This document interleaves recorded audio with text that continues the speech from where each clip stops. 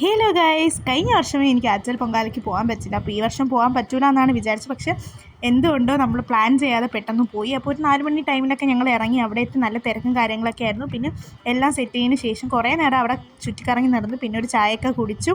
അങ്ങനെ നമ്മൾ എല്ലായിടത്തും കറങ്ങി തിരിഞ്ഞ് നടന്നതിന് ശേഷം അങ്ങനെ നേരെ ഒന്ന് വെളുത്തതിന് ശേഷം എന്താ ഇവിടെ അമ്മ എല്ലാം സെറ്റാക്കി കൊണ്ടിരിക്കുകയാണ്. മാമിയും കൂടെ ഉണ്ട്. മാമിയും അമ്മയും കൂടെ എല്ലാം സെറ്റ് ചെയ്തുകൊണ്ടിരിക്കുകയാണ്. അതിൻ്റെ ഇടയിൽ ഞാൻ കാപ്പിയൊക്കെ വാങ്ങിയിട്ട് വന്നു. ഇവിടെ സൈഡിൽ നിന്ന് രണ്ടുപേരും എന്നെ ഊക്കുന്നതാണ് ഗൈസ് നിങ്ങൾ കാണുന്നത്.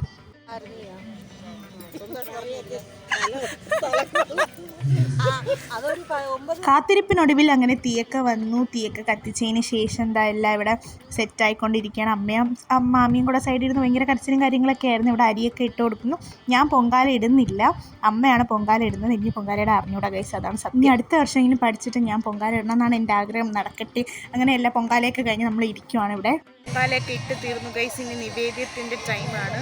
ഇവിടെ എല്ലാം സെറ്റായി. ഇനി നിവേദ്യം കൂടെ കഴിഞ്ഞാൽ നമ്മളിവിടെ ചാച്ച ബൈ ബൈ പറഞ്ഞിറങ്ങും. നിവേദ്യമൊക്കെ പെട്ടെന്നല്ല ദോ വന്ന് ഇങ്ങനെ ഇട്ടിട്ട് പെട്ടെന്ന് എല്ലാ പരിപാടിയും തീർന്നിരിക്കുകയാണ്. നമ്മൾ വീട്ടിലോട്ട് പോവുകയാണ് ഗൈസ്. പൊങ്കാല ഇട്ടിട്ട് വീട്ടിൽ പോകുന്നതാണ് ഗൈസ് ഏറ്റവും വലിയ പാടുള്ള കാര്യം. പിന്നെ തണ്ണിമത്തനൊക്കെ കിട്ടി. എൻ്റെ അമ്മ ഇതൊക്കെ ശേഖരിച്ച് വെച്ചിട്ടുണ്ട്. എന്തിനാണെന്ന് ചോദിച്ചാൽ അറിഞ്ഞൂടാ. അപ്പോൾ നിങ്ങളെ പൊങ്കാലയൊക്കെ എങ്ങനെ ഉണ്ടായിരുന്നു? അപ്പോൾ അടുത്ത വീഡിയോയിൽ കാണാൻ. ടാറ്റ bye bye, see you guys.